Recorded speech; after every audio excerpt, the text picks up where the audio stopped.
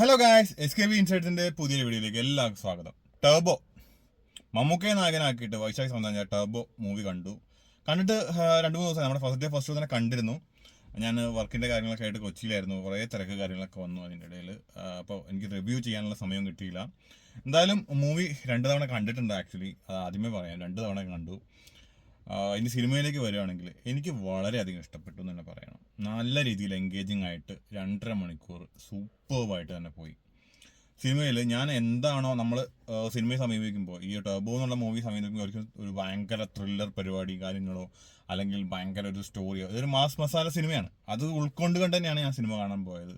അങ്ങനെ ഒരു സിനിമ എന്ന് പറയുമ്പോൾ നമുക്ക് ഓളം സൃഷ്ടിക്കാം. ഐ മീൻ തിയേറ്ററിൽ കൈയടിച്ച് വിസിലടിച്ച് ഫൈറ്റിനൊക്കെ നമ്മൾ വിസിലടിച്ച് ആഘോഷമാക്കുന്ന ഒരു തരത്തിലുള്ള സിനിമ. എനിക്ക് അത് 100% കിട്ടിയെന്ന് തന്നെ പറയണം. നല്ല രീതിയിൽ തന്നെ എൻഗേജ് ആയി. അടിപൊളി പടം. അടുത്ത കാലത്തൊന്നും ഇങ്ങനെ ഒരു നല്ലൊരു ക്ലൈമാക്സോ അതുപോലെ ഇതിനകത്ത് ഒരുപാട് കാര്യങ്ങൾ വരുന്നുണ്ട്. ഞാൻ അതിന് ഡീറ്റെയിൽ ആയിട്ട് വരാം. അത്രയും എൻഗേജിങ് ആയിട്ട് വളരെയധികം ഇഷ്ടപ്പെട്ട്. മമ്മൂക്ക ഗ്രേറ്റ്, അടിപൊളിയായിട്ട് തന്നെ ചെയ്തിട്ടുണ്ടെന്ന് തന്നെ പറയാം. അങ്ങനെ ടർബോയുടെ ഫസ്റ്റ് ഹാഫ് വരികയാണെങ്കിൽ, ടർബോ ജോസ് നമ്മുടെ നാട്ടിൽ ചട്ടമ്പിയായിട്ട് ഒരുപാട് തല്ലും പിടിയൊക്കെ ആയിട്ട് നടക്കുന്ന ഒരാൾ. അദ്ദേഹം ഇല്ലെങ്കിൽ, പുള്ളി ഇല്ലെങ്കിൽ പെരുന്നാളേ ഇല്ല, പുള്ളിയുടെ ഇടി ഇല്ലെങ്കിൽ പെരുന്നാളില്ല എന്നൊരു അവസ്ഥയാണ്. ആ ലെവലിലേക്ക് പോകുന്ന അങ്ങനത്തെ ഒരു ക്യാരക്ടർ നമ്മൾ കാണാറുള്ള സ്ഥിരം കണ്ടിട്ടുള്ള ഒരു ക്യാരക്ടറൊക്കെ തന്നെയാണ്.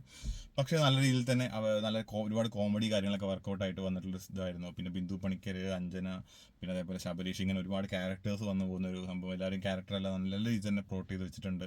പിന്നെ അതേപോലെ ഒരു ചെറിയൊരു പ്രശ്നത്തിൻ്റെ ഭാഗമായിട്ട് ചെന്നൈയിൽ വരുന്നു എന്നുള്ള സംഭവമാണ്. അത് അവിടുത്തെ ക്യാരക്ടേഴ്സും കാര്യങ്ങളും. പിന്നെ ദിലീഷ് പോത്തൻ, അങ്ങനെ കുറച്ച് പേരെ പരിചയപ്പെടുന്ന പരിപാടിയാണ്. ഇതിൻ്റെ ഇടയ്ക്ക് നമ്മുടെ വില്ലൻ വരുന്നുണ്ട്. നല്ല കൊടൂര വില്ലനാണ്, ഭയങ്കര സൈക്കോ ടൈപ്പ് ഓഫ് വില്ലൻ തന്നെയാണ്.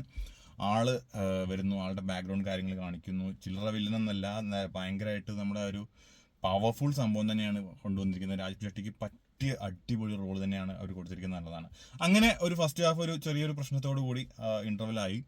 അപ്പോൾ ഞാൻ ഇൻ്റർവെലിൻ്റെ സമയത്ത് പോലും ഞാൻ ചിന്തിച്ചിരിക്കുന്ന കാര്യം, ഞാൻ ഈ സിനിമയുടെ ട്രെയിലറിൻ്റെ ഏറ്റവും കൂടുതൽ എന്നെ എക്സൈറ്റ് ചെയ്യിക്കുന്ന ഒരു ഭാഗം വരാൻ പോകുന്നത് എന്ന് പറഞ്ഞു കഴിഞ്ഞാൽ ചേസിങ് പരിപാടി. അതാണ് എനിക്ക് ഭയങ്കരമായിട്ട് ട്രെയിലറിൽ തന്നെ തോന്നി ഇതൊരു 1.5 സാധനമായിരിക്കുന്നു.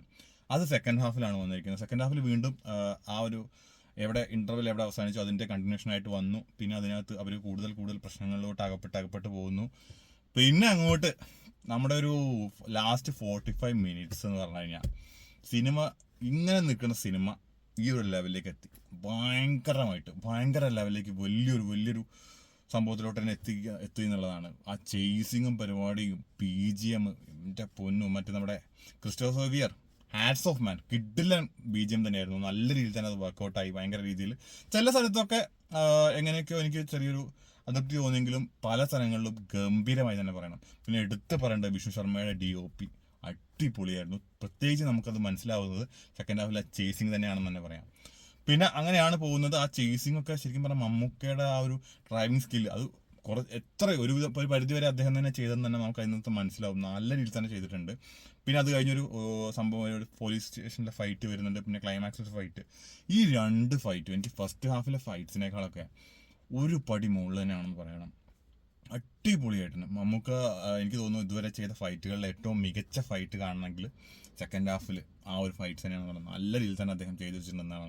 ഈ പ്രായത്തിലും ആ ഒരു എനർജി, ആ ഒരു ഓറ സൃഷ്ടിക്കാൻ അദ്ദേഹത്തിന് കഴിയുന്നുണ്ടെങ്കിൽ ഒന്നും പറയാനില്ല. ഞാനൊക്കെ ആ സമയത്ത് ആലോചിച്ചു, ഞാനൊക്കെ ഒരു 70 വയസ്സിലൊക്കെ ഞാൻ ഈ പരിപാടിയൊക്കെ ഇങ്ങനെ എന്തെങ്കിലും ഒന്ന് കയ്യും കാലും അനക്കാൻ പറ്റുമോ എന്നുള്ള കാര്യത്തിൽ തന്നെ സംശയമാണ്. ആ ഒരു ലെവലിലേക്കാണ് ആ മനുഷ്യൻ കടന്ന് കാണിക്കുന്ന പരിപാടികളൊക്കെ. ശരിക്കും പറഞ്ഞാൽ എന്നെ ആസ് എ ഫാൻ ആക്കിയത്, മമ്മൂക്ക ഫാനെയും ലാലേട്ടൻ ഫാനൊക്കെ ആക്കുന്നത് ഇത്തരം മുഹൂർത്തങ്ങളാണ്. ഇത്രയും ഏജിൽ അവർ സൃഷ്ടിക്കുന്ന ഒരു എനർജി ലെവൽ എന്ന് പറഞ്ഞാൽ അതൊരു വേറെ സംഭവം തന്നെയാണ്.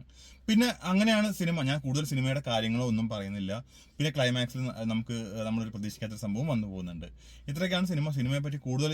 ഇത് ഞാൻ ഇത്രയും ചെറിയ രീതിയിൽ തന്നെ പറയാം. കാര്യം നിങ്ങൾ തിയേറ്ററിൽ തന്നെ അത് എക്സ്പീരിയൻസ് ചെയ്യണം. അത്രയും നല്ല രീതിയിൽ തന്നെ അവർ എടുത്തു വെച്ചിട്ടുണ്ടെന്നാണ്. വൈശാഖിൻ്റെ വലിയൊരു തിരിച്ചുവരവ് തന്നെയായിരിക്കും. അദ്ദേഹത്തിൻ്റെ ലാസ്റ്റ് കുറേ സിനിമകളായിട്ട് പരാജയ ചിത്രങ്ങൾ തന്നെയാണ്.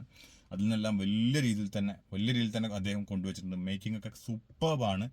സ്റ്റോറി വൈസ് ഒരു നോർമൽ സ്റ്റോറിയാണ്. അതൊരു വലിയൊരു നമ്മൾ പ്രതീക്ഷിക്കാത്ത പല സംഭവങ്ങൾ നടക്കുന്നു എന്നൊന്നും പറയുന്നില്ല. പക്ഷേ ഗംഭീര മേക്കിംഗ് എന്ന് തന്നെ പറയണം. നല്ല രീതിയിൽ തന്നെ, വളരെ നല്ല രീതിയിൽ തന്നെ എനിക്ക് ഇഷ്ടമായി എന്ന് തന്നെ പറയാം. അത് മ്യൂസിക്കും പരിപാടി, ഞാൻ പറഞ്ഞില്ലേ, ക്രിസ്റ്റോഫർ സേവിയറും വിഷ്ണു ശർമ്മയാണ് ശരിക്കും പറഞ്ഞാൽ ഈ സിനിമയുടെ ടോട്ടാലിറ്റി, പടത്തിൻ്റെ ആ ലെവൽ തന്നെ മാറ്റിക്കണം. ഈ സ്റ്റോറി വെച്ചിട്ട് ഇതിനെ എങ്ങനെ മാക്സിമം ചെയ്യാമോ അതിൻ്റെ ആ രീതിയിൽ ചെയ്തു വെച്ചിട്ടുണ്ട്. അതിൻ്റെ BGM ആണെങ്കിലും DOP ആണെങ്കിലും അത്ര നന്നായിട്ട് തന്നെ ചെയ്തിട്ടുണ്ട്.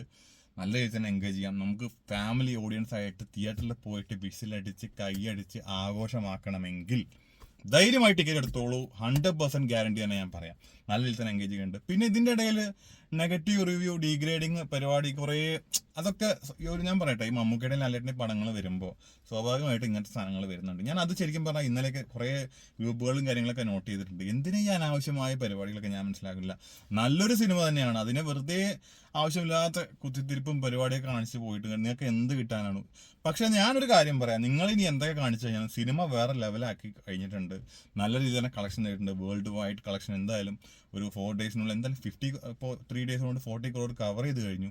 50 crore എന്തായാലും കൺഫേം ആണ്. നല്ല രീതിയിൽ തന്നെ നല്ലൊരു ഇതിൽ തന്നെ എല്ലാ സ്ഥലത്തും ബുക്കിംഗ് കാര്യങ്ങളും നടക്കുന്നു. നല്ല ഒക്യുപ്പൻസിൽ തന്നെ വേൾഡ് വൈഡ് റിലീസ് നല്ല രീതിയിൽ തന്നെ അവർ ആ ഒരു ഡിസ്ട്രിബ്യൂഷനും പരിപാടിയും മാർക്കറ്റിംഗ് എല്ലാം നല്ല രീതിയിൽ തന്നെ പിടിച്ചിട്ടുണ്ട്. അടിപൊളിയായിട്ട് നിങ്ങൾക്ക് സ്കൂൾ തുറക്കുന്നത്, ഇപ്പോൾ സ്കൂളൊക്കെ തുറക്കാറായി. അപ്പോൾ അതിന് മുന്നേ കുട്ടികൾക്കും എല്ലാവർക്കും ഒരു പ്രായഭേദമന്യേ എല്ലാവർക്കും കാണാൻ പറ്റുന്ന ഒരു മികച്ച തിയേറ്റർ അനുഭവം തന്നെയായിരിക്കും. മസ്റ്റ് വാച്ച് തിയേറ്റർ തന്നെയാണ്. അപ്പോൾ മറ്റൊരു വീഡിയോ ആയിട്ട് വീണ്ടും കാണാം. Until then.